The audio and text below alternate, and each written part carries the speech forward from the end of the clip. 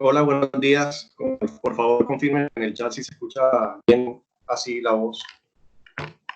Escriban si se escucha bien, o si no si se escucha entrecortado o si no se escucha nada. Bueno, si no se escucha nada, pongo el mensaje.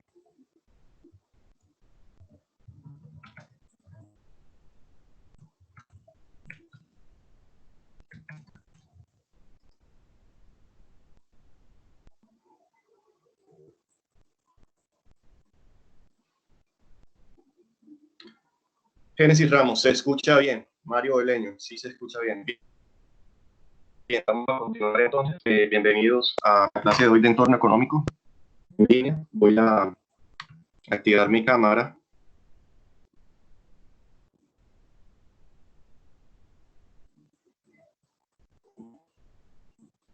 Confirmen si se ve la imagen.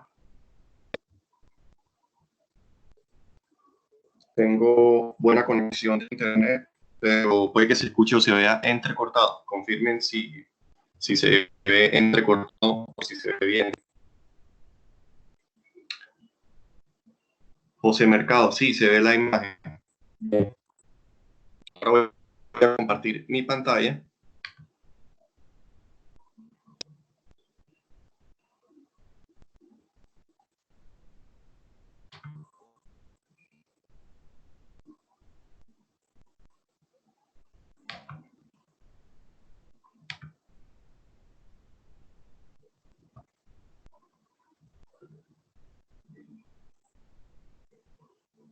Bien, escriban entonces en el chat. Por favor, apaguen los micrófonos y sus cámaras y por el chat nos comunicamos en esta primera parte. Al final de reunión podemos abrir micrófonos. Confirmen por el chat si se ve bien la pantalla compartida, es decir, si se ve mi escritorio del computador.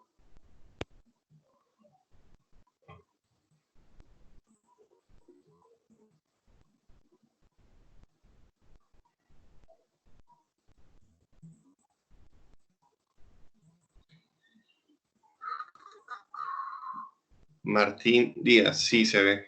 Bien, entonces vamos a dar inicio a la clase.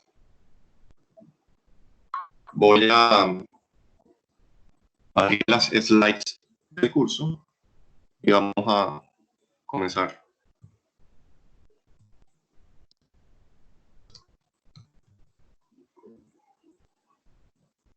Entonces, en Sabio encontrarán unas presentaciones PowerPoint o slides con unos títulos que dicen semana, un número y una letra. Entonces, tengan en cuenta que para la evaluación del segundo corte van a entrar desde la semana 4B, 5A, 5B y 6A. Esa información está en los anuncios del curso en Sabio. ¿Cuáles son las slides que entran en la evaluación? Esa que ya la vimos, la semana 4B, es la primera.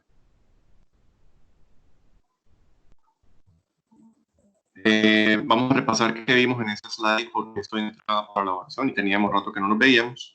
El tema era gobierno y economía. Hicimos una introducción de qué significaba eso el liberalismo. Y decíamos que había 4 funciones de un gobierno: la defensa de los derechos de propiedad, la garantía de la competencia de empresas, la provisión de bienes públicos y la protección de desprotegidos para garantizar igualdad de oportunidades. Y mirábamos en detalle, y es lo que voy a revisar hoy, defensa y garantía de los derechos de propiedad. Dedicamos también una clase a garantía de la competencia de empresas y otra clase a provisión de bienes problemáticos. Entonces, la semana 4B te dice cuáles son las funciones del gobierno, entra en la evaluación y te dice, explica la primera, la de la defensa nacional. Eso no lo voy a repetir, ya lo vimos, lo pueden por favor estudiar. La de garantía de la competencia de empresas comienza aquí, en unas slides más adelante. Y la de provisión de bienes públicos probablemente está en la siguiente slides. Entonces cerramos la 4B y abrimos la 5A.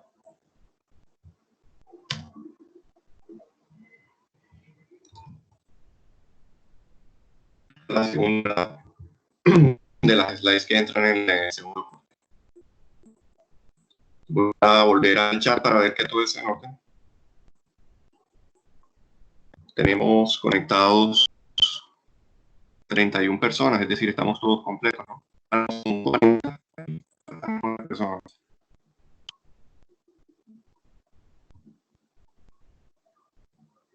Continuamos. Entonces, esta es la que ustedes pueden abrir en Sabio. La segunda, la 5A, contiene el tema de bienes públicos que discutimos en algunas clases todavía antes de la pandemia.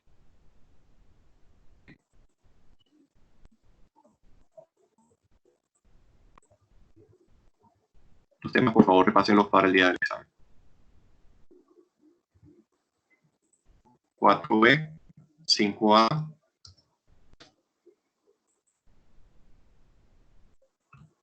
y en 5B fue donde terminamos. No la alcanzamos a completar, entonces la voy a retomar desde el comienzo. Hablemos del equilibrio de mercado. Sabemos que los productos y los servicios se venden en mercados. Ya definíamos que era un mercado, era el lugar donde se encontraban vendedores y compradores. Bien, entonces esos precios son los que te señalan cuando debes producir más o cuando tienes que parar la producción. No es un gobierno quien te está indicando eso, es el libre mercado. Y se dice que los precios son de equilibrio porque es como si hubiera una fuerza invisible que empujara a compradores y vendedores a intercambiar. Entonces, en estos gráficos, la curva roja representa la oferta y la curva azul la demanda, y el punto donde se cruzan ambas es el precio de equilibrio. Ahí se cumple que las cantidades que las personas quieren ofrecer a el precio, por ejemplo, de 250, son iguales a las que los vendedores quieren ofrecer a ese precio de 250. Las dos situaciones que pueden causar desequilibrio son cuando el precio está por aquí arriba del punto de equilibrio o cuando el precio esté por abajo del punto de equilibrio. En la primera se llama exceso de oferta, suponiendo que el precio no fuera 250, sino de 350, estaríamos en esta línea vertical por encima del equilibrio y se diría que hay un excedente, una cantidad demasiado abundante del producto. Cuando eso pasa, los precios tienden a bajar. Los vendedores se sienten motivados a bajar el precio para salir de ese inventario que está ahí como excedente. Piensen en la ropa de los almacenes que la meten en unos estantes cuando no se vende y tratan de deshacerse de ella prácticamente bajando el precio. Ese es un buen ejemplo. Por el otro lado, cuando hay excesos de demanda, estamos en la situación de que la línea de precio está por debajo del precio de equilibrio y se genera una escasez. Entonces, los productos tienden a subir de precio de manera natural, sin que nadie te esté obligando. Simplemente estás aprovechando una situación de que la gente quiere demandar el producto, quiere comprarlo y te permite subir el precio. Lo que vamos a ver el día de hoy es algo nuevo que no habíamos visto, que es qué pasa cuando aumenta la demanda. Supongamos que el producto que estamos analizando es el café. Aquí en el eje de la Y tenemos su precio, en el eje de las X las cantidades vendidas, hay una curva de oferta y una curva de demanda original de 1. Entonces, el punto en el que se cruzan esas dos es el precio de equilibrio y es P1 con unas cantidades vendidas y compradas.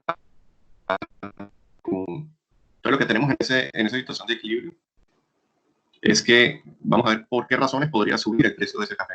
La principal es que aumente la demanda. ¿Qué significa que aumente la demanda?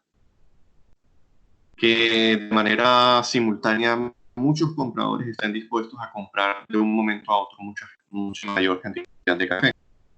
Eso puede pasar por distintas razones. Cuando eso pasa, el gráfico se desplaza toda la curva de 1 se desplaza y queda en la situación de 2 de acá. Entonces esta flecha simboliza que se movió de aquí a acá. Sí, regresemos al chat para ver que todo esté en orden. Si tienen alguna pregunta La pueden ir escribiendo ahí en el chat. Roger Ramos, con los tapabocas. Correcto. Antes de la pandemia, la demanda de tapabocas quizá pudo haber sido esta. Quiere decir que dependiendo del precio del tapabocas, la gente podía comprar muchos. Cuando el tapabocas estaba en 2.000, o pocos cuando el tapabocas estaba en 500, pero era una situación original, normal. Después de la pandemia, uno podría pensar que efectivamente el nuevo precio de equilibrio, sin que la oferta haya cambiado, como la demanda cambió, eso hace que el precio ya no sea el de 100, de 700 pesos, sino que haya subido a un precio de equilibrio de unos 1.500 pesos o 2.000 pesos, creo que es lo que están ahora. Entonces, por una cadena de circunstancias, esta no es la única forma en que suba el precio del café cuando aumenta la demanda. También pudo haber pasado esto que se ve aquí en esta slide. Supongamos que hay un bien competidor que es, o un bien sustituto que es el té. Podemos demostrar que por una cadena de circunstancias, cuando sube el precio del bien sustituto, también sube el precio del mercado del café. Pensemos por qué. El té y el café son sustitutos. La necesidad que están atacando es la de bebidas estimulantes, con cafeína. Y tú puedes tomar café, puedes tomar té, puedes tomar algún otro producto, tal vez una gaseosa, o tal vez mate, etcétera, etcétera. Hay muchos productos de bebidas estimulantes como para trabajar o mantenerse despierto. El Vive 100 en Cartagena. Entonces lo que vamos a ver es que cuando sube el producto del té, esta es la cadena de circunstancias que va a ocurrir. Primero, sube el precio del té. Esto hace que suba la demanda de sustitutos. ¿Por qué? Porque la gente deja de comprar té, lo considera muy caro, se pasan a demandar más café y eso hace que aumente la demanda de café. Cuando aumenta la demanda de café, se desplaza esa curva de demanda que veíamos desde 1 hasta de 2. Eso hace que se cree un desequilibrio de bajos precios. Y estaríamos en la situación de exceso de demanda. Cuando hay exceso de demanda, los compradores se ven obligados a ofrecer un precio más alto que el existente y por lo tanto sube el precio del café. La cadena de acontecimientos que hacen que con algo que no está en este dibujo, el precio del café, el precio del té, perdón, no está en este dibujo, indirectamente hace que se te desplace la curva de demanda y suba el precio del café.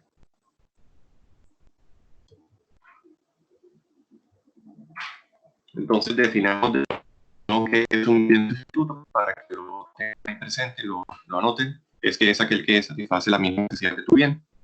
Los dos ejemplos son la gaseosa y el té helado.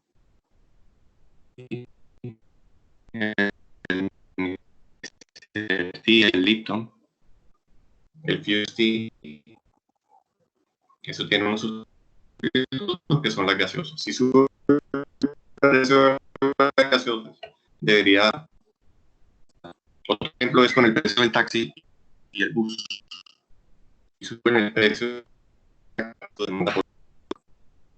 o con los periódicos, con los diarios, si sube el precio del espectador, uno esperaría que aumente la demanda por el tiempo. Entonces, esto es como un efecto carambola de que algo que está pasando en otro mercado, en el mercado de taxi, tiene repercusiones sobre el mercado del bus o el de la gaseosa sobre el tiempo. Entonces, esos equilibrios no son solo parciales, sino que son generales en el sentido de que están interconectados con otros productos y otros mercados.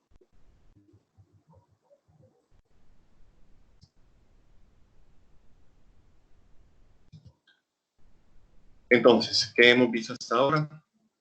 Que estas curvas no son estáticas, esto es dinámico, esto va cambiando todo el tiempo y lo que uno debe hacer, una labor de pensar o de ser un detective, de preguntarse por qué razón se están moviendo. ¿Sí? Entonces, si tú estás pendiente de los precios del té y puedes rastrear la razón por la que esta curva de demanda se desplazó, o si estás en la enterado de las noticias actuales, sabe que por la pandemia fue que aumentó la demanda de tapabocas, etcétera, etcétera, etcétera. Otra de las razones por las que puede cambiar el precio de equilibrio es cuando aumenta la oferta. Es decir, que en nuestro gráfico original lo que se va a mover es la curva roja, la oferta. A diferencia de ese ejemplo que está aquí donde se movía la de la demanda. ¿Cuándo puede pasar eso?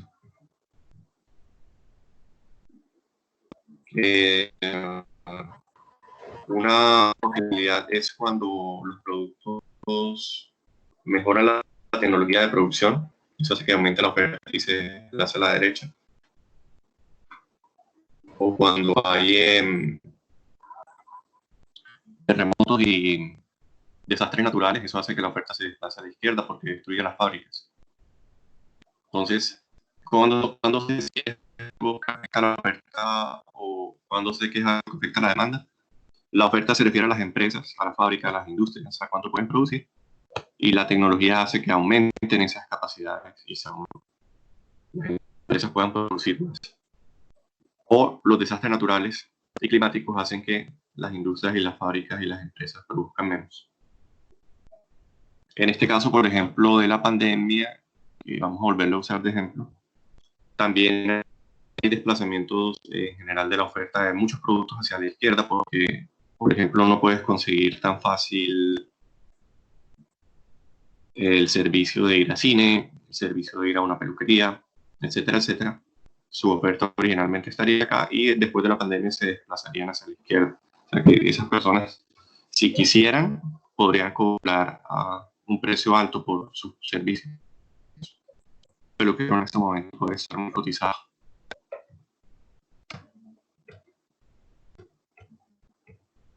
Entonces, la cadena de eventos cuando hay aumento de la oferta es así. Primero, supongan que un mercado está dejando un margen de ganancias. Eso comienza a regarse la voz de que en tal sector hay un producto que deja margen de ganancias, que es bueno, que es rentable. Y ese voz a voz atrae nuevas empresas. ¿Sí? Gente que tiene dinero y que quiere invertirlo se mete al negocio. Cuando eso pasa, la oferta sube. La curva que veíamos se desplaza hacia la derecha.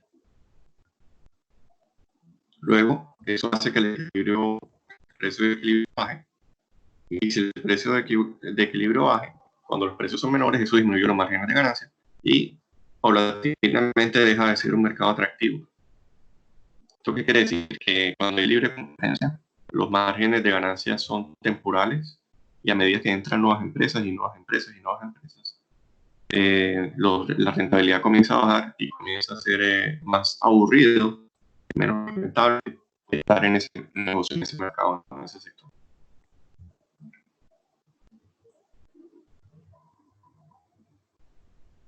Entonces, ese tema del equilibrio de mercado es importante que lo repasen para... Disculpe. Sí, dígame. Usted va a subir esta...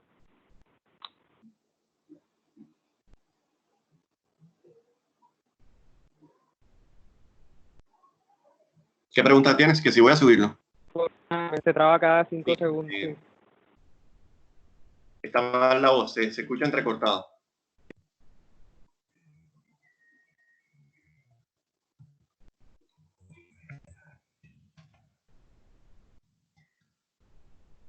Roger Ramos, sí, se está escuchando entrecortado, entonces eso se está grabando. Espero que la versión que se esté grabando sea la de mi computador donde se está escuchando bien. Y es lo mejor que puedo hacer, a atender los que estudien de manera independiente esto, y cuando finalice la clase vean la grabación y regresen a las slides, y si tienen alguna pregunta me la hagan llegar en los canales de atención que les he mencionado.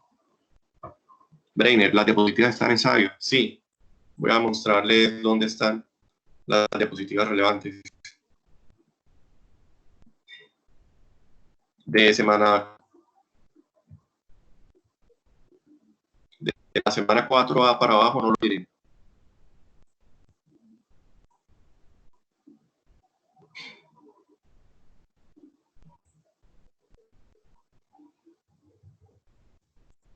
concéntrate en 4B, 5A, 5B y 6A para el segundo corte.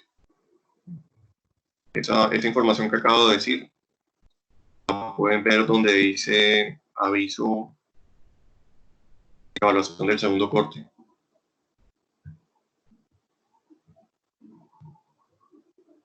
Ahí está la lista de las slides que entran. No es un examen tradicional porque no tiene tiempo de finalización. Ustedes pueden salir y entrar. Durante 2 días van a poder salir y entrar, revisar, estudiar, irlo contestando y a medida que lo van contestando lo van entregando. Entonces es una especie de trabajo. Profesor, una pregunta. Díganme. Parcial tiene meramente preguntas del contenido de las diapositivas o también de estudio aparte. Es exclusivamente del contenido de las diapositivas y es selección múltiple con única respuesta. Es Solo pregunto cosas que sí están en las diapositivas. 100% de lo que pregunto está en las slides. okay. Y es de Gracias. selección múltiple con única respuesta. Gracias. Bueno, va a estar disponible desde el domingo hasta el martes. Entonces, hay una pregunta, de hecho, sobre el mercado, creo que el tapabocas, relacionándolo con esto que acabamos de ver de cuándo sube, cuándo baja, cuándo se desplaza la oferta para un lado, para el otro, la demanda para un lado, para el otro. Entonces, eso es una de las cosas que, si tienen preguntas, aprovechen ahora por el chat, realicen, o ponerles el examen del semestre pasado si quieren estudiar. Martín Díaz, profe, ¿la evaluación va a ser el domingo? Sí, la evaluación la voy a activar. Ya está en Sabio, pues se activa el domingo automáticamente a la 1 de la tarde y va a estar disponible desde el domingo a la 1 de la tarde hasta el martes a las 11 de la mañana. Ana Cabarcas, ¿el quiz también es única respuesta con 2 preguntas? Sí, hay una comprobación de lectura por ahí que son, ese sí tiene tiempo de respuesta, es decir, que tienen que entrar y en menos de 50 minutos responder la comprobación. ¿El quiz entrega la nota inmediatamente? Sí, tanto el quiz como el examen se califican automáticamente.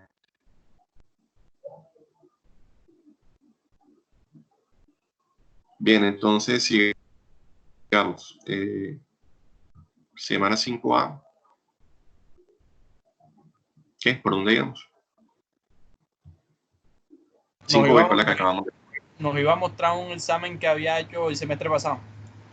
Te lo voy a subir a Sabio para que lo tengan ahí de estudio. Ok. Voy a hacerlo inmediato.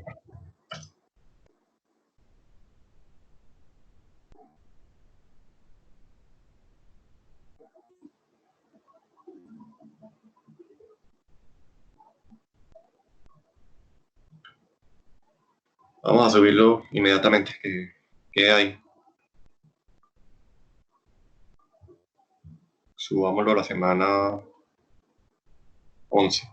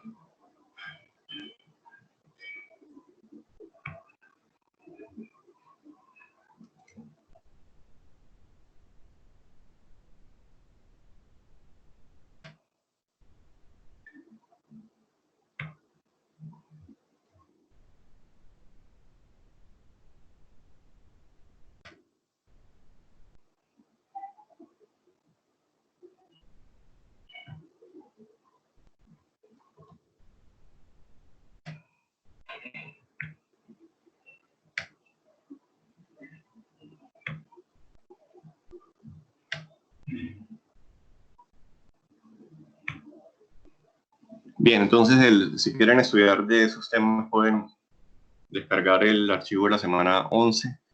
Es un PDF, se llama Examen Semestre Pasado, entre paréntesis, para estudiar. Continuemos con los temas. Cierro 5E y nos vamos para la 6A.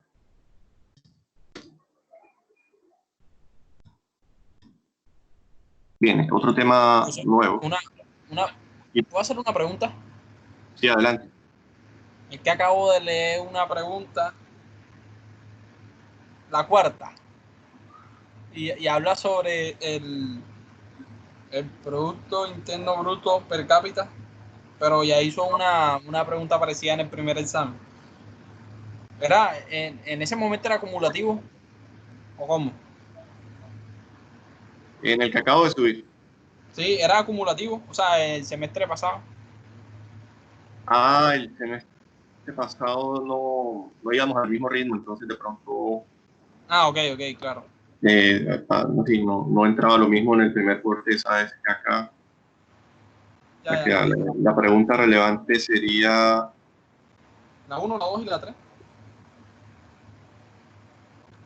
No, es que en este segundo parcial que les acabo de subir no hubo ninguna pregunta sobre ese tema. Entonces, más bien busquemos el examen final del semestre pasado. Sí, gracias por la aclaración. No coincidieron los temas. Entonces, el que subí de segundo corte del semestre pasado no lo voy a dejar porque de pronto alguna de estas cosas les sirve. Pero luego, cuando termine la clase, les subo más bien el examen final, que ese sí tiene preguntas de equilibrio en el mercado. Sí, gracias. Gracias a ti. Bien, entremos a un tema nuevo. Vamos a hablar de un tema, un término económico que ustedes quizá han oído en el noticiero alguna vez, que se llama la inflación. Noten que a veces cuando uno va al supermercado, las cosas que uno acostumbraba a comprar en el año anterior tienen un precio diferente al que tienen actualmente. Ese fenómeno de aumento generalizado de los precios de los productos se conoce como inflación. Cuando las cosas, los productos, los bienes, los servicios suben de precio de un año a otro, y de un año a otro, y de un año a otro. Eso se llama inflación económica. ¿Por qué es importante? Porque nos afecta a todos. El presupuesto de las personas, si fuera estático, estaría limitado a que puedes comprar menos cosas con la misma cantidad de dinero. Y se refiere a no solo un producto, sino a muchos de los productos de un país. Es decir, que si, por ejemplo, bajara el precio del mango en Cartagena, tú estarías hablando específicamente del mercado del mango y específicamente de una de las ciudades de Colombia. Es decir, que esto no necesariamente haría que bajara la inflación en todo el país, el hecho de que baje el precio del mango en Cartagena.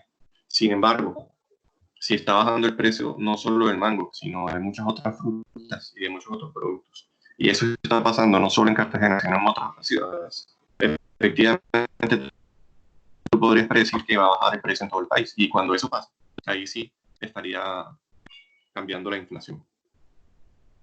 Entonces, para que sea inflación, no solo es que suba el precio, sino que sea generalizado. Entonces, si es un aumento del nivel general de precios, se le llama inflación. Pero si fuese una caída, como en el ejemplo anterior de los mangos, se le llamaría deflación. Esto es muy raro que ocurra. En general, todos los países van subiendo inercialmente, todos los años su nivel generalizado de precios, y eso se conoce como inflación.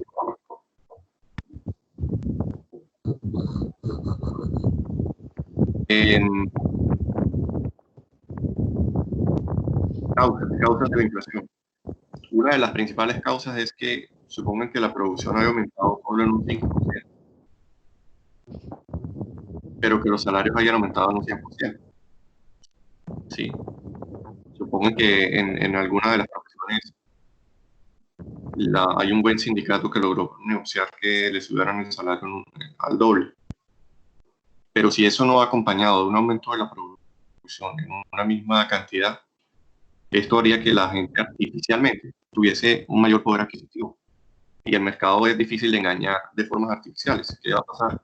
En últimas, que esas familias que tienen salarios altos van a tratar de comprar más productos de lo que hay disponibles, van a generar más escaseces y van a subir escasez, va a generarse una escasez y van a subir los precios de los productos.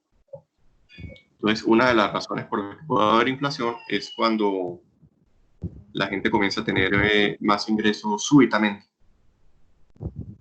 Voy a poner un ejemplo clásico de cuando pasó eso. Una pregunta. Cuando un aumento súbito de los ingresos de la gente. Dígame. En el caso de lo que pasó, ¿qué relación tiene cuando imprimen demasiado dinero con la inflación? Sí, buena pregunta. En general, si tú imprimes dinero, eso tiende a crear inflación. Los países deben ser muy cuidadosos y tener mucha cautela cuando imprimen dinero porque eso hace que aumente la inflación. Por la razón que estoy diciendo, es una manera de engañar a la economía o de generar artificialmente riqueza. La riqueza solo se crea cuando la producción tangible y real de bienes y servicios aumenta. Si eso no va al mismo compás de los índices y de los salarios y de los precios, esos desequilibrios terminan generando escasez que hace que aumenten los precios. Un ejemplo clásico es durante hace muchos años, en 1848. Sí, ¿hay alguna otra pregunta por ahí? Profe, antes de que siga, yo tengo una pregunta. Dígame. Bueno, ella empieza como en el ámbito de desarrollo sostenible, pero hay algo que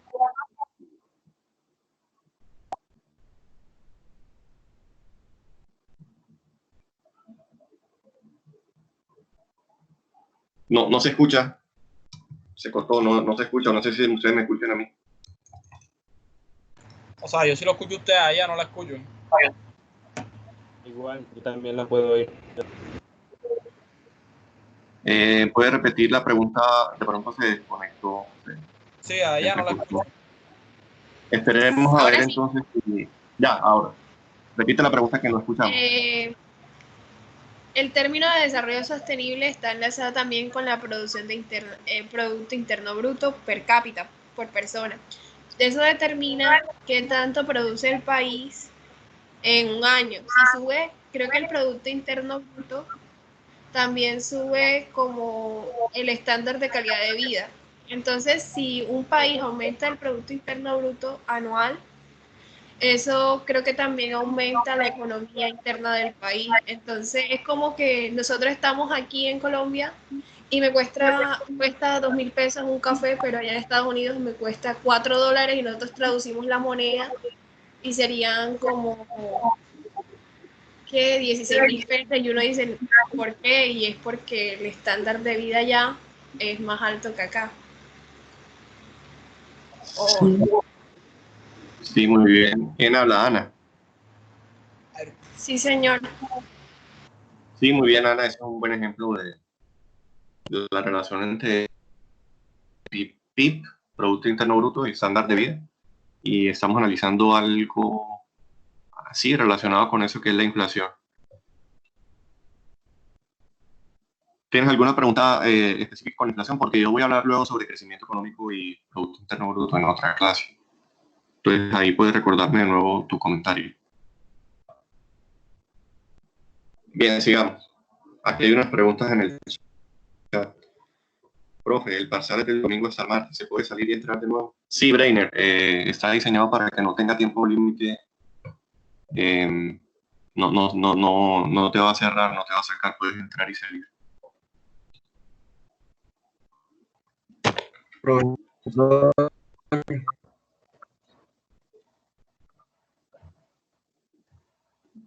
Ok, voy a continuar. Estábamos diciendo que hay un ejemplo clásico de esto que causa inflación, que fue la fiebre del oro del 48.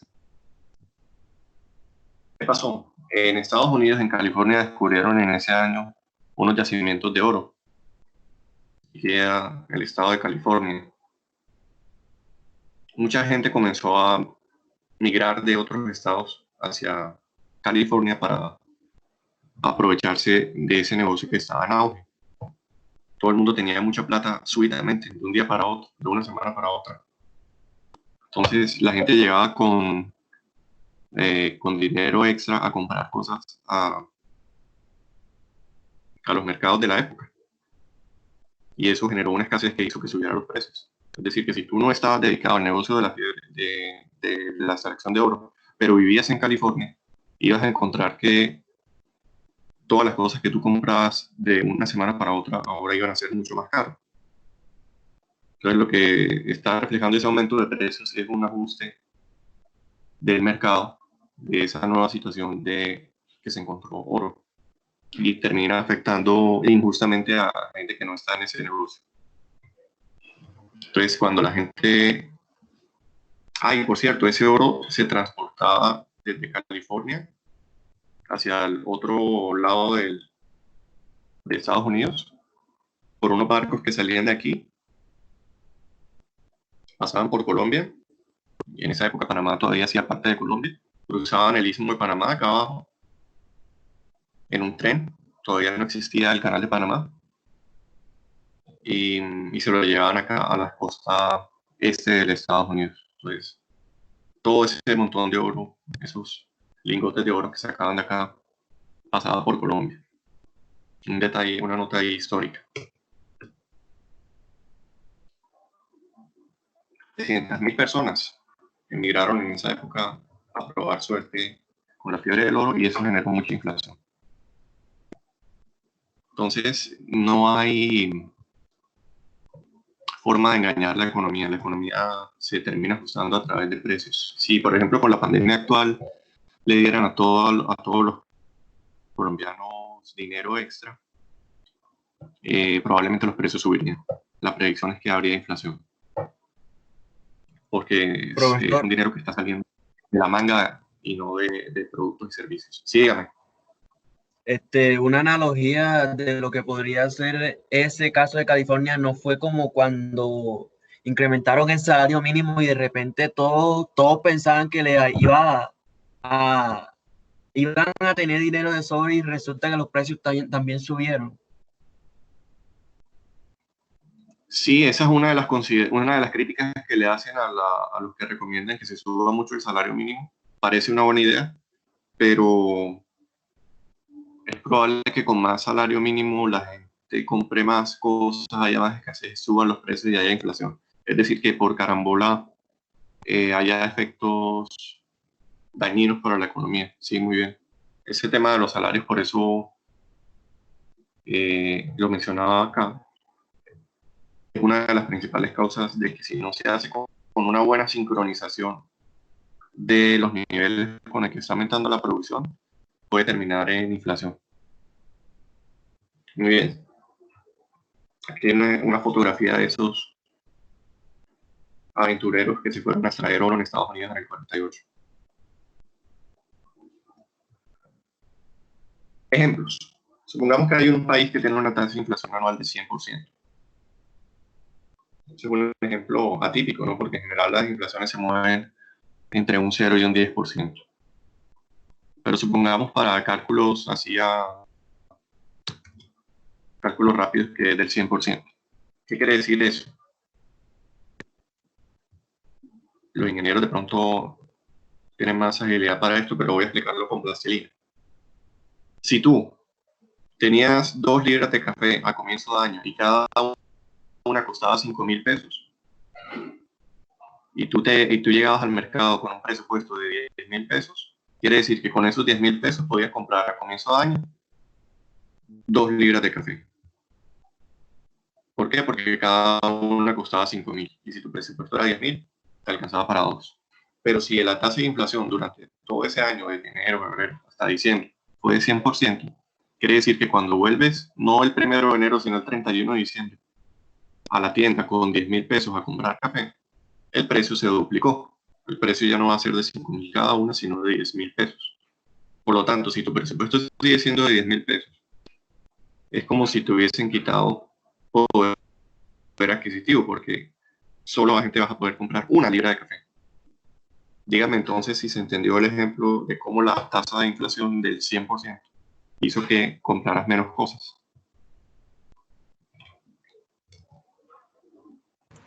Sí, se entiende. Bien, esto es clave.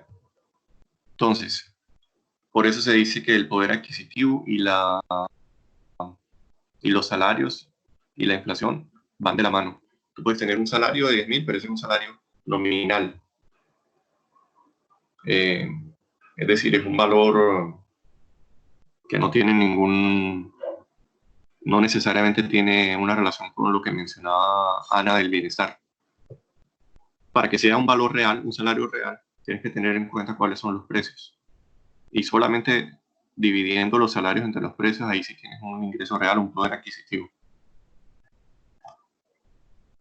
Vamos a ver un ejemplo de eso acá más adelante.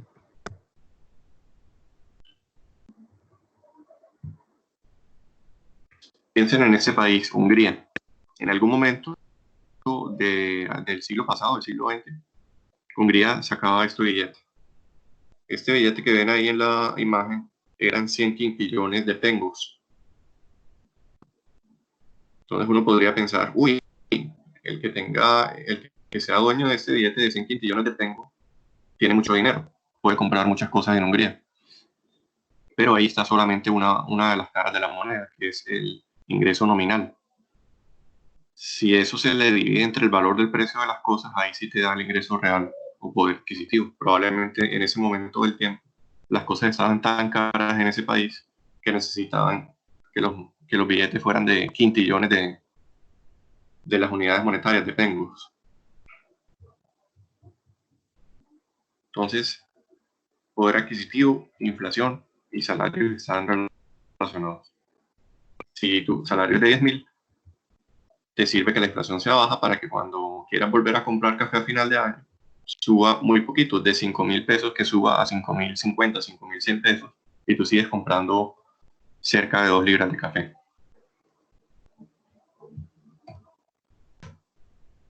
¿Qué pasa con el petróleo? Yo les había dicho que cuando cambiaba el precio del mango, eso probablemente no le va a hacer que cambie todo el resto de productos y servicios de la economía y que no haya una relación entre que sufra el precio del mango y suba la inflación. Pero hay un producto que sí, en general, cuando él sube, uno puede predecir que va a subir la inflación y ese producto se llama el petróleo, los combustibles fósiles. Eso repercute en los precios de muchos otros productos. ¿Por qué? Directamente, la gasolina es usada para producir plásticos y químicos y esos plásticos y químicos son usados en muchos otros productos. Pero, más indirectamente, la gasolina afecta el transporte de los productos. Si para tanquear los camiones que traen los productos que estamos comprando en nuestros supermercados, si para tanquear esos camiones toca pagar cada vez una gasolina más cara, probablemente esas empresas transportadoras van a cobrar más por su servicio. Y eso quiere decir que las empresas que distribuyen van a cobrar más y terminan todos subiéndole el precio a sus productos y como clientes y como consumidores finales, probablemente también vamos a ver un mayor precio cuando sube la gasolina, cuando sube el petróleo.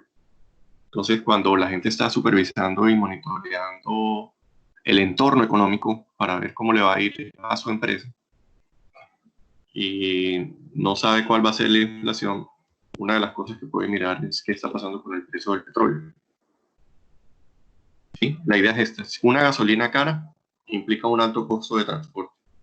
Y un alto costo de transporte es como algo que te va a afectar casi todos los productos, porque casi todos los productos tienen que ser transportados. Bien. ¿Cómo se mide la inflación? Lo ideal es que tú pudieras registrar los precios de todos los productos del país. Que hubiera una forma de que si cualquier tienda pequeña en cualquier rincón del país tiene un precio, que eso está registrado en una base de datos y que se calculen unos promedios y que tú puedas saber cuál es el nivel generalizado de precios. Como eso no es factible hacerlo porque sería muy costoso, en la práctica lo que se hace es que no se miden todos los productos del país, sino solo una canasta, un subconjunto. Canasta familiar. Esa canasta contiene productos que son muy comunes entre la población de un país. Un ejemplo de algo que no debería estar en la canasta porque no es muy común sería un Lamborghini. ¿Por qué? Porque es muy raro que alguien en Colombia compre Lamborghinis. Entonces, si ese producto sube, probablemente no repercuta en inflación. Pero si los productos de la canasta, que son cerca de 400 y que incluyen alimentos, vestidos, vivienda, educación, transporte, salud, comunicaciones y diversión, si alguno de esos 400 productos preseleccionados sube, eso sí contribuiría un poquito a que subiera la inflación. Y si suben muchos de esos 400 productos, es casi seguro que subiría la inflación. Entonces, cuando te dicen que en Colombia la inflación fue del 5%, tú podrías mirar con lupa y desglosar ese 5% y te darías cuenta de que en realidad fue que subió un 10% aquí, que bajó un 5% acá, que subió un 15% aquí y que en promedio el precio de esos 400 productos subió un 5%. Eso es lo que quiere decir. Vamos a interpretar un valor de inflación para ver.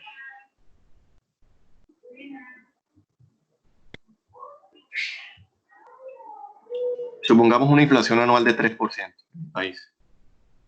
Esto significa, ¿cómo se interpreta? Que los precios de un conjunto de productos que son representativos del consumo de una familia colombiana media subieron en promedio en un 3%. Esa es la interpretación correcta de un valor de inflación, por ejemplo, de 3%.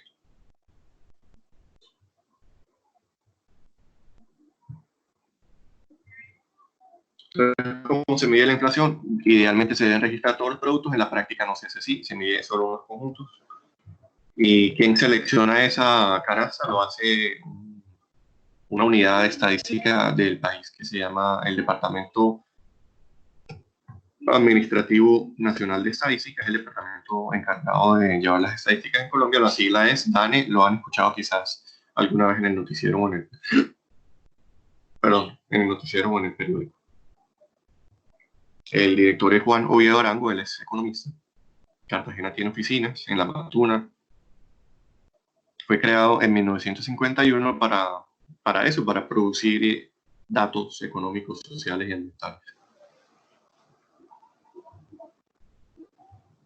Es muy fácil conocer la inflación de Colombia, de cualquier país, en Google, en diarios, en los diarios publican esa información en la parte de arriba, en los indicadores económicos, o pueden irse a diarios especializados.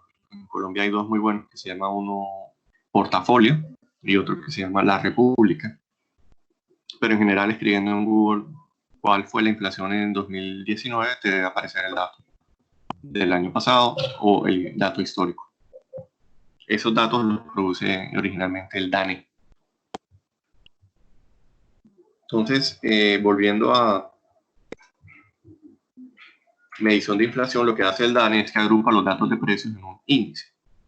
En Colombia ese se llama el índice de precios del consumidor. La sigla es el IPC y la variación anual de ese IPC es la tasa de inflación. Ejemplo. Supongamos que estamos hablando de un mercado que es el mercado del pimentón. Un kilogramo de pimentón que valga 3.100 pesos en diciembre. Para convertirlo en índice, lo que vas a hacer es asignarle un valor de 100 al pimentón en ese mes. A ese periodo se le va a llamar entonces el mes base, porque 100 es un valor redondo que permite calcular rápidamente tasas de variación. Si tú tienes algo que hoy es 100 y mañana es 110, es muy fácil inferir que la variación porcentual fue de 10%. Entonces, aunque los productos tengan estos valores, originalmente, nominalmente, el DANE los vuelve 100, 110 y 90, porque es más fácil calcular variaciones con 90, 100, 110 que con 3.100 y 3.193. A ese mes arbitrario que usas de referencia, ni tan arbitrario, uno puede pensar que siempre es diciembre y enero, se le llama el mes base. Entonces, ¿cómo se calcula el IPC de enero? Repitamos, El pimentón en diciembre costaba 3.100. ¿Por qué el índice fue 100? Porque fue una decisión arbitraria de que ese fuera el mes base. Si el pimentón en enero va a tener un precio de 3.193, para calcularle el IPC, utilizas la regla de 3, que está aquí en esta slide, 3.193 por 100 sobre 3.100. Eso quiere decir que el IPC en enero ahora va a ser de 103. Y si quisiera la variación porcentual entre enero y diciembre, se ve que es de 3%. Si no lo quieres hacer así, también podrías calcular la variación porcentual como valor final menos valor inicial sobre valor inicial. Estos son detalles técnicos de cómo el DANE puede calcular la variación porcentual del IPC y llamar a eso tasa de inflación. Otro ejemplo es que si en febrero el pimentón ya no vale 3.193, sino 3.255, tienes que asignarle como DANE un valor de índice a ese valor del pimentón con esta fórmula y te estaría diciendo que el IPC ahora es de 105. Entonces, como notan, IPC en diciembre era 100, IPC en enero era 103, IPC en febrero es 105. El IPC está subiendo, quiere decir que hay inflación. Y puedes calcular exactamente cuál es esa tasa de inflación. 3% entre enero y diciembre, 5% entre febrero y diciembre. ¿Qué preguntas tienen hasta ahí en esos cálculos?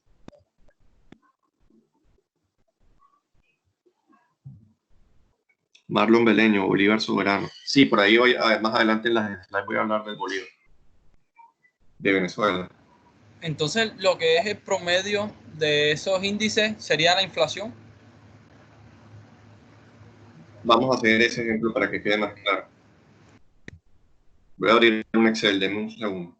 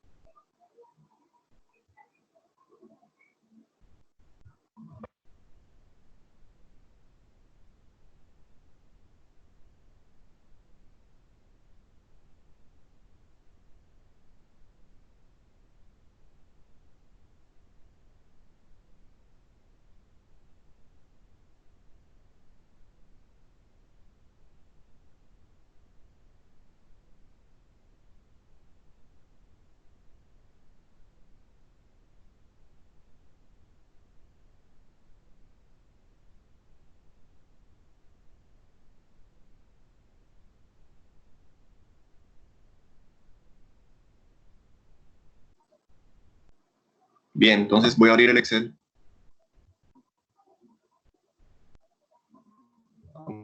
Ampliamos el tamaño. Tenemos una escala que es la nominal, el precio del pimentón. Hay un mes.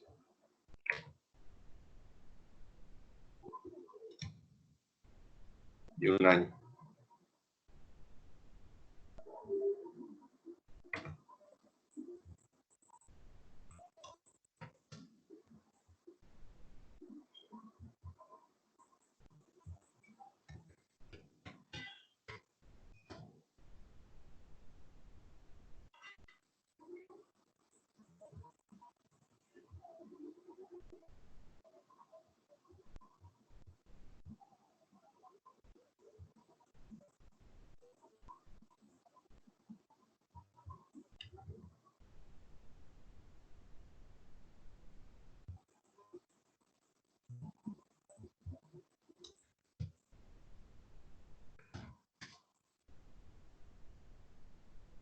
Entonces, por ejemplo, en diciembre del 2019, el pimentón costaba 3.100 el kilo.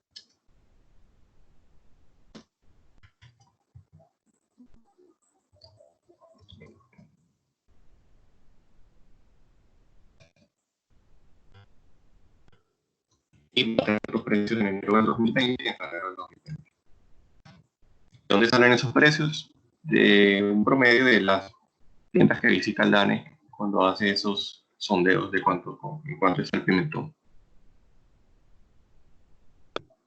Por poner un ejemplo, no sé si esto sea valor de verdad, 3.193.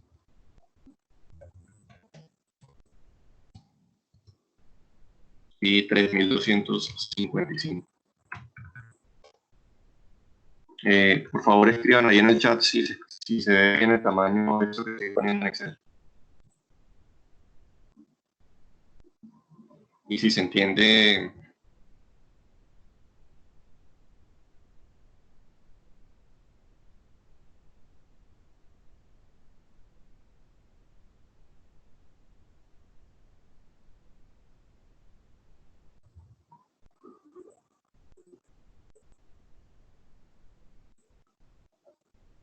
Roger Ramos, sí.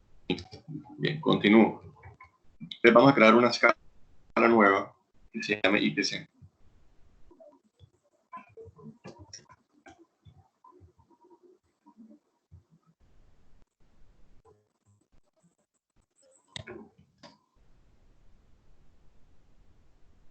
Todos los países hacen esto con sus planes, con sus documentos de estadística.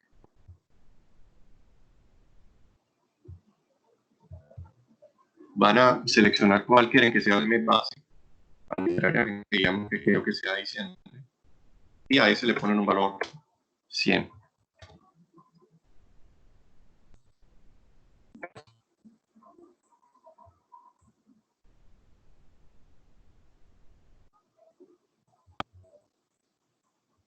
Para calcular el IPC del siguiente año, hacen la regla de 3. Si esto es 100, ¿cuánto es 3.193? Entonces, esto es esto,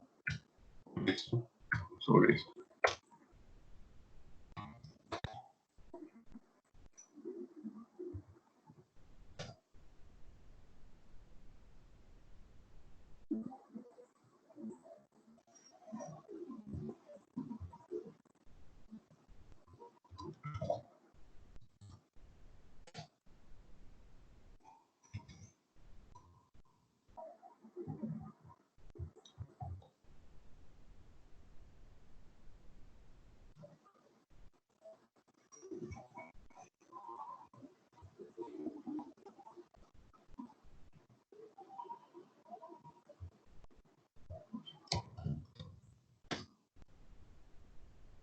¿En qué preguntas tienen sobre estos valores 100, 103 y 105? ¿De dónde salieron? Díganlas en el chat o en el micrófono.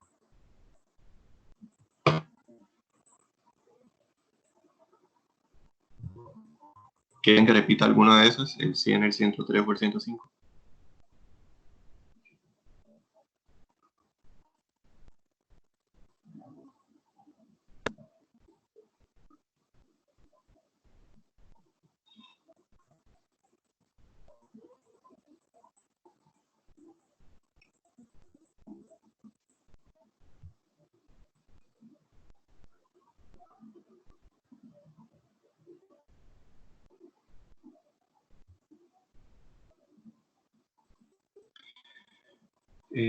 Voy a mostrar nuevamente la fórmula. No pude ver porque no me salía la imagen. Entonces estoy diciendo que hay un producto que tiene un precio en cada mes. Y ese precio sale de que el DANE va, visita las tiendas y saca un promedio de en qué precio está el pimentón en distintas partes del país en un mes determinado.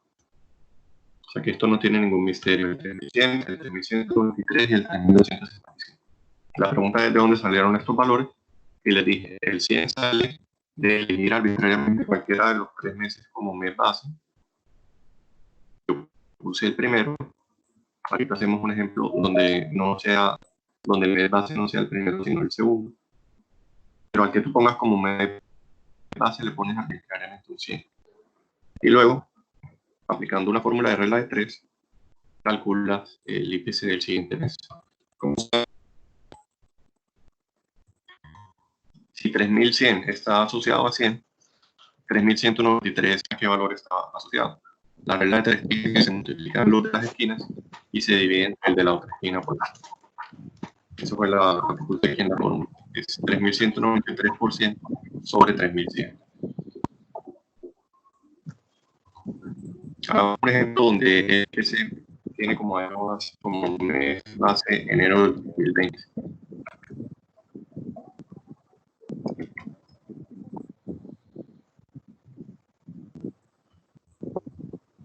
Noten que para hacer el primer cálculo para sacar el primer valor del IPC no tuve que hacer ningún cálculo porque dije que quería arbitrariamente que el base fuera ese.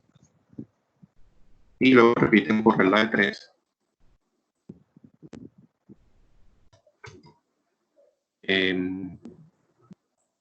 Si 3193 es 100, ¿cuántos son 3100? Sale a multiplicar esto. Esto. Entre esto.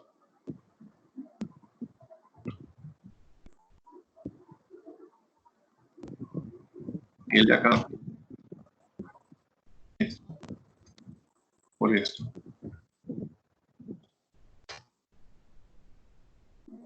Ambos valores del IPC son correctos y la diferencia que tienen es que uno usa año base de mes base a diciembre, y otro usa de mes base a enero. ¿De dónde sale la inflación? Es la variación porcentual de estos índices.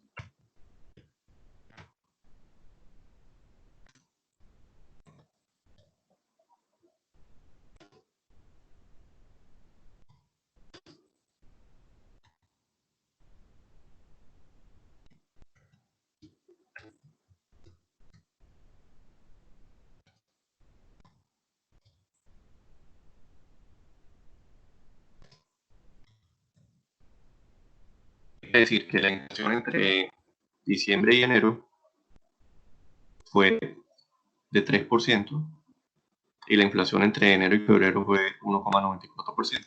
Ya sea que lo calculen con un IPC que tiene mes base de diciembre o que lo calculen con un IPC que tiene mes base a enero. Ambos casos coinciden. Les voy a repetir paso a paso de dónde salió esa inflación. Que se llama inflación porque fue positivo. Si el valor hubiese sido negativo, se llamaría deflación.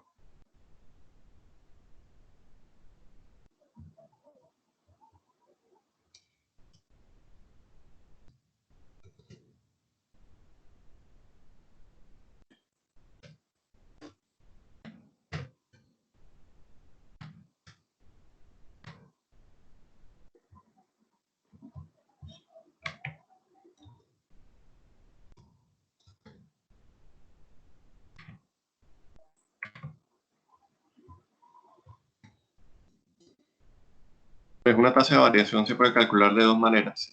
Valor final menos valor inicial sobre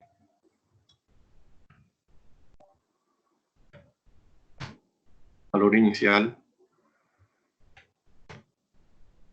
por 100.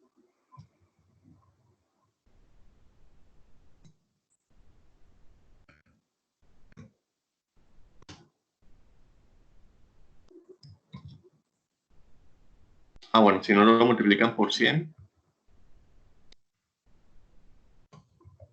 pero le dan la opción de Excel de porcentaje, lo están convirtiendo a porcentaje. Recuerden que proporción va de 0 a 1, porcentaje va de 0 a 100 y son equivalentes. Es decir, un 3% de inflación es la forma de 0 a 100% de decir que algo cambió, un 0.03. Está en proporción. Y eso está en porcentaje. Acá la va de 0 a 1. Acá la va de 0 a 100. Entonces, si tú tienes algo en Excel escrito 0,03 y le das notación porcentaje, él te lo cambia a 3. Te pasa de aquí a acá.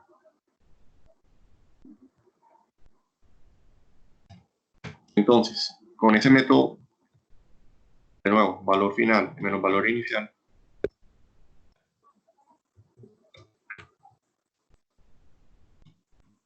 sobre valor inicial y le pones notación por en Excel 1,94. La otra forma de hacerlo es valor final sobre valor inicial menos 1.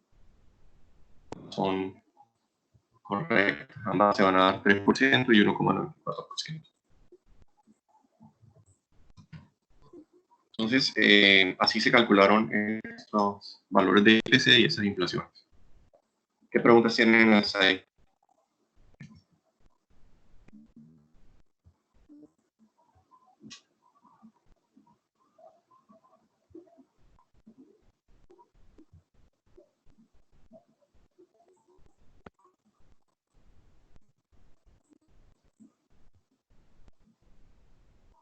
Sigo. La inflación, como la calcula la DANE, te puede dar 3 inflaciones. La mensual, que es la que acabamos de calcular, es la variación porcentual entre el IPC del mes actual y el del mes anterior, y es la periodicidad más corta que se puede medir la inflación. Es decir, nunca van a ver en una noticia inflación diaria o inflación semanal. Siempre la mínima, la más corta, es la mensual. Si no es mensual, la que le sigue es la trimestral. Y si no la trimestral, la que le sigue es la anual. Son como los periodos estándar en que el DANE reporta cambios en precios. Meses, trimestres y años. Y eso no es inmediatamente porque tienen que hacer un montón de cálculos y visitar tiendas, hacer validaciones. Entonces, hoy, en abril, estaremos conociendo apenas la inflación mensual de febrero o de enero, porque eso requiere mucho trabajo. Hay un rezago de 1 o 2 meses en la publicación del dato de las inflaciones mensuales. Típicamente, entonces, esas variaciones de un mes a otro suelen ser pequeñas, menos de un punto porcentual. O sea que este ejemplo está un poquito salido de la realidad, porque en realidad de un mes a otro los productos cambian muy poco. Salvo algún caso atípico, esto debería ser menor al 1%. Lo mismo este. Esta entonces se llama inflación mensual.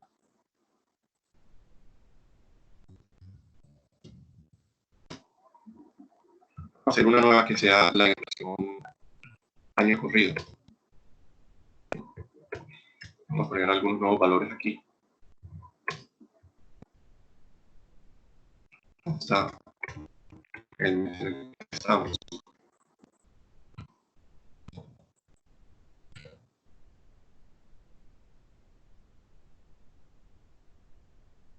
Vamos a poner algunos valores ficticios.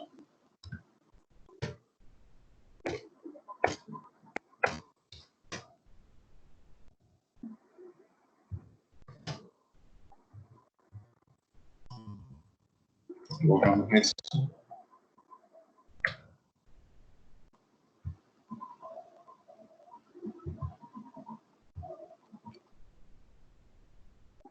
Ocultamos esto un segundo. Entonces esta es la situación que queremos analizar. Nos están preguntando para este producto, que es un pimentón, cuáles son las distintas inflaciones que hay aquí en este cuadro. ¿Qué está pasando aquí? Es un pimentón que costaba 3.100 en diciembre del año pasado, que subió a 3.193 en enero, siguió subiendo 3.255, 3.260 y 3.300, ¿vale?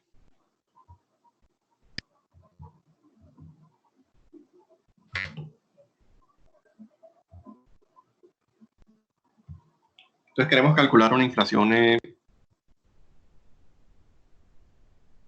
año corrida. Entonces yo creo que lo mejor es dejarlo el IPC así, es decir, que la de diciembre sea la última, y extendemos la fórmula.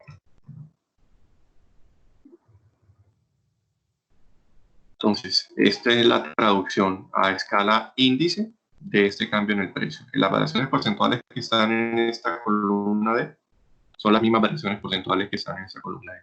Pero esta es más fácil porque aquí tú ves inmediatamente que hay un cambio del 3, del 5 y del 6%. Entonces, ¿cuál fue la variación de la inflación mensual entre abril y marzo? Es la columna inflación.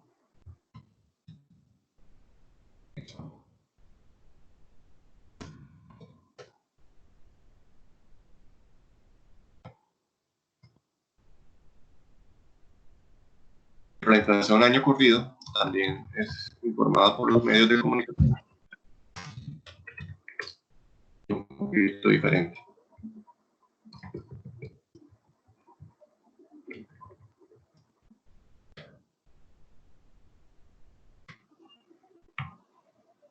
¿Qué es una inflación del año corrido? Es cuando mides la variación desde el comienzo de año hasta el mes que estés analizando. Si estuvieses analizando agosto, son los 8 meses de lo que ha corrido el año. Entonces, lo que se hace es comparar el IPC de diciembre del año anterior con el de agosto. Y se hace la regla de 3 entre esos dos IPCs, el de diciembre del año anterior y el IPC de agosto. Esa variación porcentual es una inflación del año corrido. Entonces, entre enero y diciembre, la inflación del año corrido es esta variación porcentual. Pero entre febrero y diciembre, es esta otra. Entre marzo y diciembre, es esta. Y entre abril y diciembre, es esta. M-1 es esta. Noten que no coinciden las inflaciones mensuales con la inflación año corrido. Tienen interpretaciones diferentes.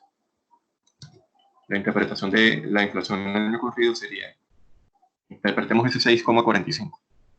Sería que en lo que va corrido del 2020, el pimentón ha subido en un 6,45%.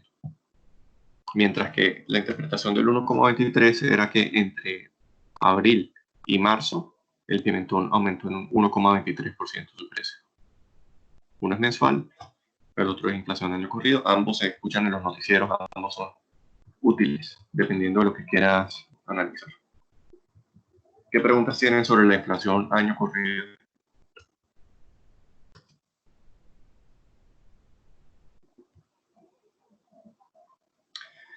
Jessy Torres, así tenemos que hacerlo en el parcial. Ya diseñé el examen del parcial y no puse ningún detalle matemático de ese estilo. No, son preguntas como más teóricas. No tienen que hacer Excels de cálculos de inflación detallada. Mauricio Mendoza, todo claro. Jorge Ramos, ¿podría repetir la mensual? Sí. ¿Desde dónde? Desde el comienzo.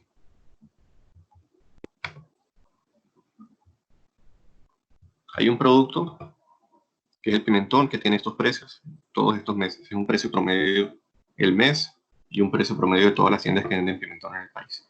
O de una muestra, pues, que estadísticamente es representativa. Hasta ahí no hay preguntas, me imagino. ¿Cuál es el siguiente paso?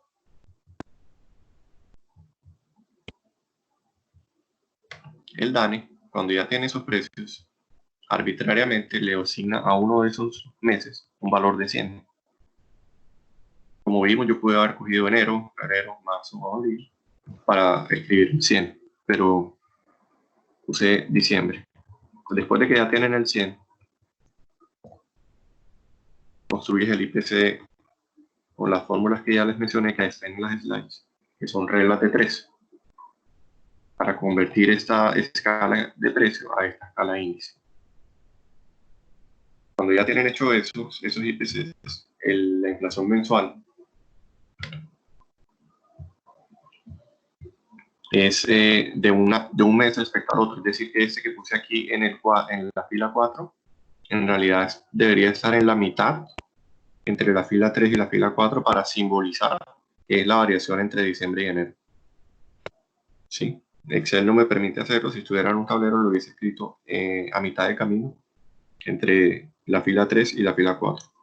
¿Por qué a mitad de camino? Porque es una variación de dar ese paso de aquí a acá, o más bien de aquí a acá. Desde entre 3100 y 3193 hay una variación de 3%. Entre 3255 y 3260 hay una variación de 0.15. No se confundan. Aquí cuando miren a la derecha es el de abajo. Y cuando estén entre 3260 y 3300 la variación es el 1.23. El de abajo. Bien, entonces ahí repetí inflación mensual. Inflación en el corrido ya quedó clara. Sigamos con la siguiente, que es la anual. La inflación anual es la que mide la variación entre el mes que se está analizando y el mismo mes del año pasado.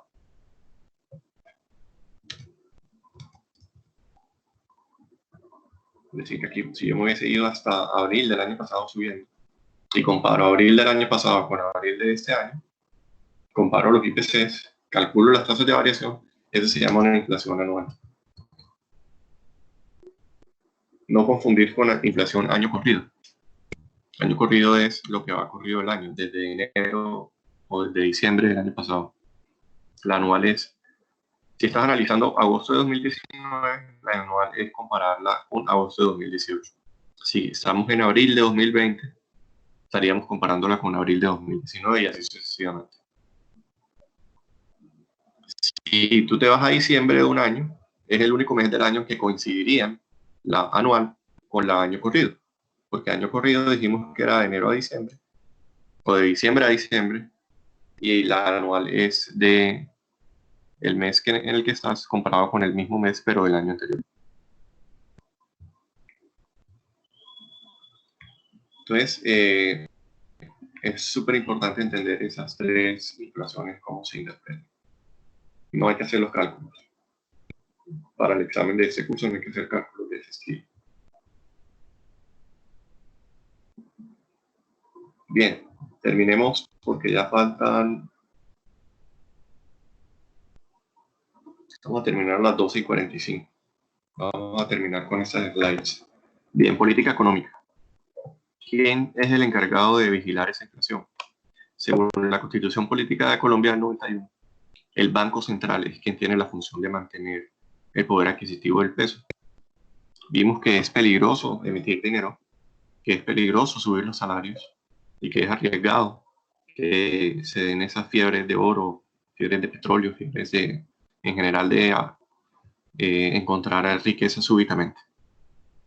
¿Por qué? Porque eso desestabiliza el precio de todas las cosas por efectos carambola, efectos indirectos. Entonces hay una entidad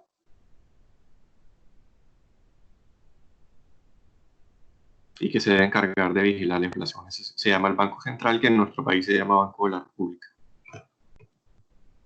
Ese es el logotipo del Banco de la República de Colombia. Ellos son los que están pendientes de que la inflación nunca se desborde. ¿Qué es que la inflación se desborde? Bueno, ya vimos lo que pasó en Hungría, cuando tenían que sacar billetes de 100 quintillones de pesos. Terrible, ¿no? O, como lo mencionaban allá, en Venezuela, desde noviembre del 2016, ellos tienen una moneda que se llama el Bolívar Fuerte. Y tienen un banco central que no hizo bien su trabajo de vigilar que la inflación saliera de control. Y se salió de control. Tanto que ellos dejaron de publicar datos. Entre 2015 y medio de 2019 nadie sabía cuánto era la inflación. Cuando comenzaron a publicar datos, un dato interesante es que la inflación anual en 2018, es decir, de diciembre de 2018 comparado con diciembre de 2017, fue de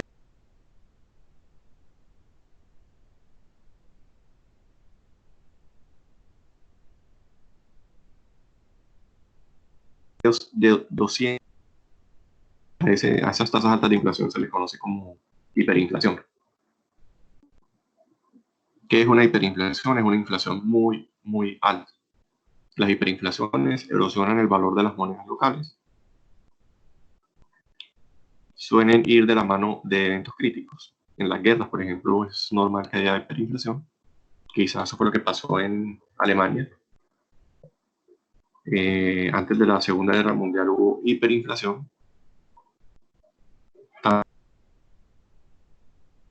Dando la casa con billetes, porque cada billete estaba súper devaluado. Con cada uno de esos billetes no podían comprar ni un chicle. Entonces la gente podía, si quería, prender la estufa con el billete o tapizar las paredes, cualquier cosa.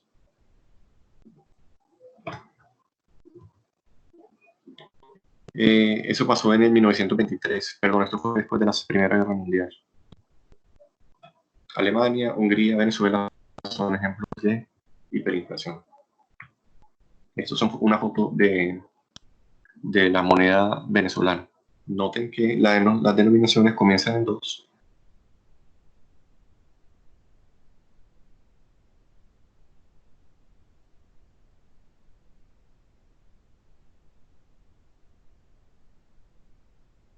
$10.000, $20.000, comenzando en 2. Es como si en Colombia tuviéramos billetes de $1.000.000, una cosa de ese estilo.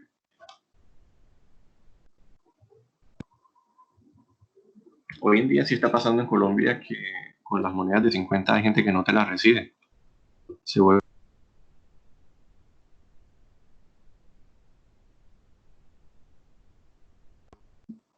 Entonces los países a medida que van teniendo inflación van creando nuevos billetes. En nuestro caso, la mayor denominación en Colombia es 100.000. Si tuviéramos más inflación, les tocaría crear un billete de $200.000. O si hubiera deflación, que eso es muy raro que pase, tendríamos que retroceder y crear monedas de 20 pesos. Y, las denominaciones de monedas y billetes son dinámicas dependiendo de cuánta inflación y cuánta deflación hay en un país. Entonces, en Colombia, el Banco de la República es quien se encarga de controlar la inflación. Actualmente el gerente es un economista que se llama Juan Echavarría y tienen una sucursal en Cartagena, en el centro, en el Parque Bolívar. Hablemos de la variabilidad de la inflación. Les había dicho que un rango sano es entre un 0 y un 5%, que ese es como la inflación objetivo. Que un rango mayor a 300% anual se le conoce como hiperinflación y que esas hiperinflaciones pueden perjudicar a la economía. Incluso las deflaciones tampoco son buenas. Es bueno que todo el mundo esté mentalizado de que las cosas están subiendo de precios, porque mentalmente una deflación puede sonar a que hay una crisis en la economía. Entonces, ya explicamos qué era la hiperinflación, pusimos el ejemplo del marco alemán, moneda en Alemania antes de que se pasaran al euro, del pengo en Hungría y del bolívar fuerte en Venezuela. Entonces, con una inflación objetivo lo que se hace es fijar una meta cada año. Eso lo fija el Banco de la República en Colombia. Normalmente no es un valor, sino un rango de valores.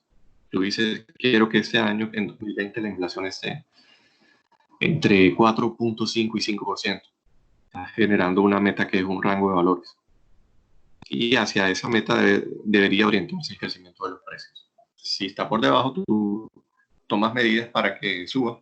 Y si está por arriba, tomas medidas para que baje. ¿Eso lo hace quién? El dueño de la política monetaria de un país. En Colombia es el Banco de la República. Pues esos billetes que ustedes tienen en su billetera salieron de una casa que hay en Bogotá, en el centro. Dice el Banco de la República, hay una máquina que los crea.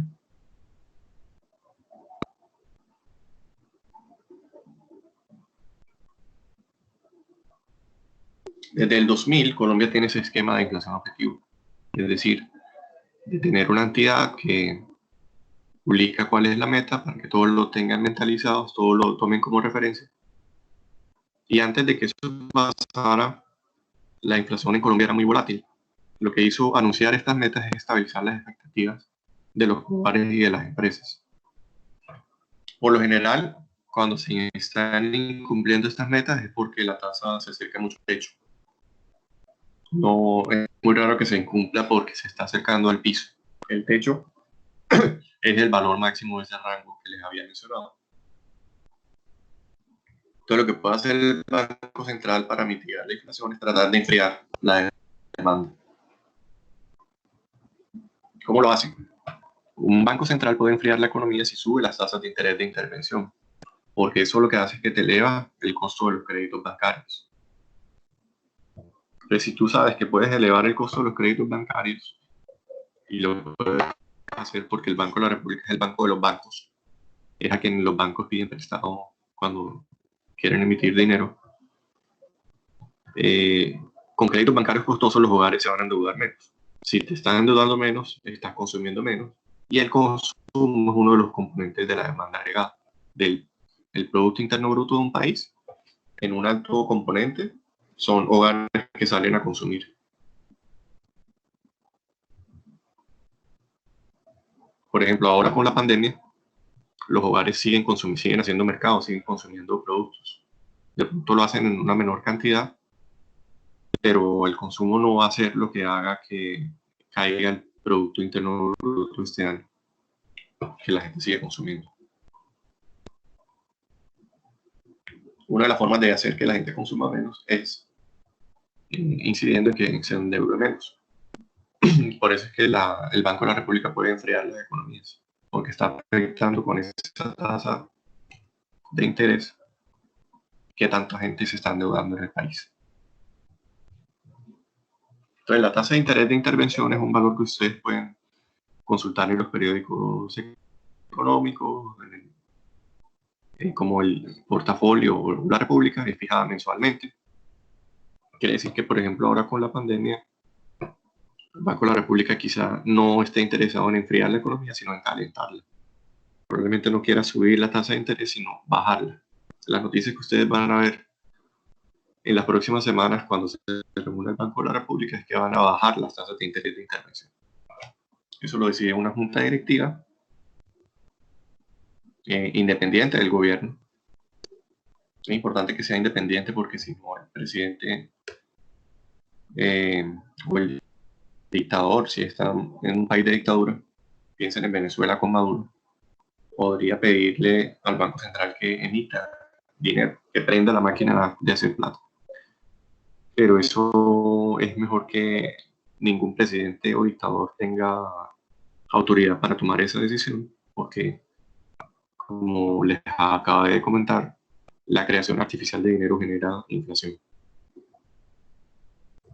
Entonces, ¿qué es una tasa de interés de intervención? Es el precio al cual el Banco Central presta dinero a los bancos tradicionales. Piensen en Bancolombia, Bevillas. Ellos reciben préstamos del Banco de la República a una tasa, a un precio que se llama tasa de interés de intervención, y son una forma de emitir dinero indirectamente porque cuando prestan más sale dinero en circulación a la economía.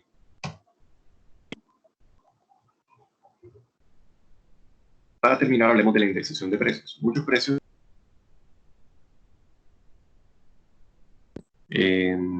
por ejemplo, los arriendos tienen unas cláusulas que te permiten a ti cobrar más de un año a otro, dependiendo de cuál fue la inflación.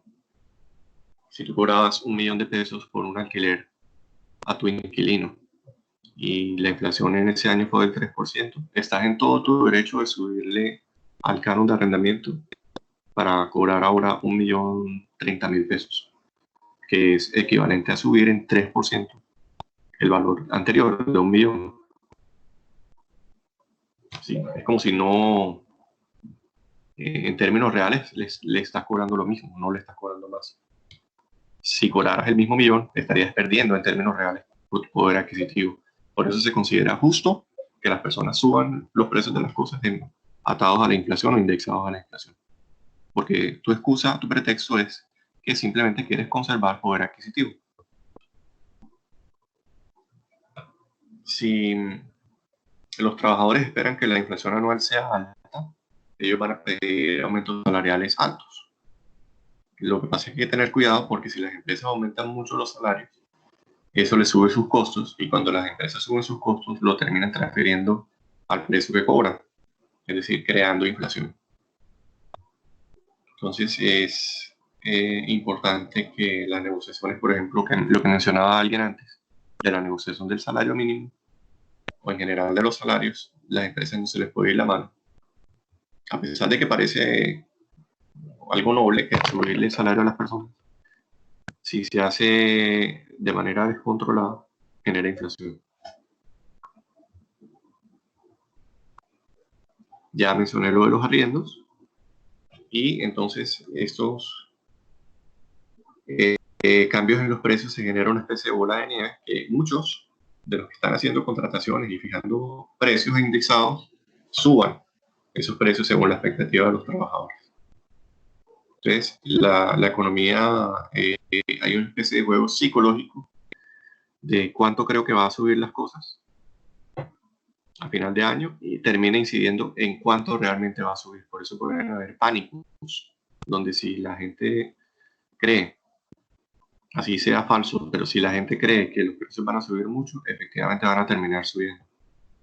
Por eso es bueno que haya una entidad central que se encargue de comunicar cuál cree que va a ser la inflación objetivo. La gente se tranquiliza y no se generan esos pánicos.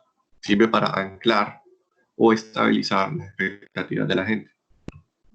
Ahora con la pandemia se ve un caso análogo, que para que la gente esté tranquila y no salga en pánicos, los presidentes de todos los países, Trump en Estados Unidos o Duque en Colombia, todos los días salen a informar cuál es el estado actual, cuál va a ser la evolución de los próximos días, que cuando se levanta la pandemia. Eso tiene un efecto no solo informativo, sino de estabilizar las expectativas de la gente y no hacer que evitar que la economía haya ese tipo de pánicos y de volatilidades que no son buenos. Solo con dar información. Bien, eso era lo que quería decirles sobre inflación. Vamos a parar ahí. Está quedando grabado. Vamos a abrir una sesión de preguntas por micrófono si alguien tiene alguna pregunta. En general, aquí estoy leyendo que María Isabel Zabaleta pregunta, profe, ¿por qué se tienen que crear más billetes grandes y no se dejan los mismos? Bueno, porque si las cosas están costando en promedio, si tú al comprar pimentón y tomates en un país con inflación, estás terminando pagando 200 millones de pesos y lo estás teniendo que hacer con billetes de 100.000 y de 50.000. Es muy engorroso. Tendrías que salir con bolsas puras de dinero para comprar un tomate a la esquina. En cambio, que si la denominación mayor fuera de 1 millón y de 2 millones de pesos, solo tendrías que salir con unos cuantos billetes en la billetera. Y entonces es como por una conveniencia práctica la equivalencia entre las cosas que la gente compra en el día a día con efectivo y la denominación. Tiene que haber una concordancia. Bien, son las 12:39. Voy a abrir un minuto de preguntas. Lo pueden hacer con micrófonos o por el chat. Y si veo que no hay preguntas, comenzamos a cerrar para despedirnos y vernos la próxima clase. Mateo Garay, ¿qué determina el crecimiento del PIB de un país? Mateo, hay una presentación más adelante sobre ese tema. La puedes ver en Sabio, creo que es la 6B.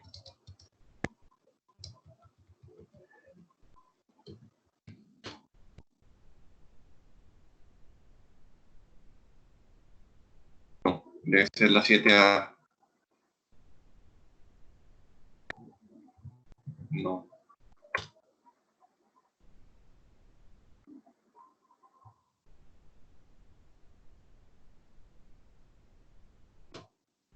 La pregunta de Mateo está resuelta en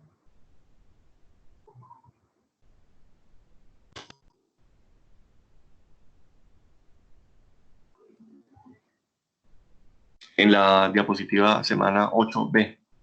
O sea que por ahora no la vamos a ver, es tercer corte. Ahí está explicado qué determina que crezca una economía. Puedes ir leyéndolo. Listo, 30 segundos más de preguntas y si no nos vamos despidiendo, voy cerrando la grabación y todo eso. Ojalá que se escuche bien. La grabación la voy a compartir por YouTube o por OneDrive. Sí, voy a crear un enlace en Sabio para que puedan descargar toda esta clase.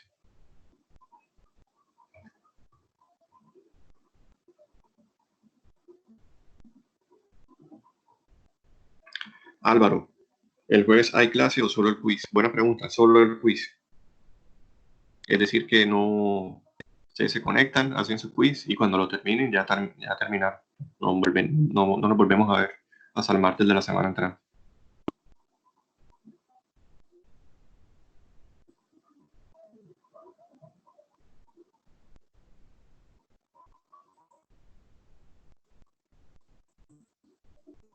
Bien, una última pregunta o ya. Entonces,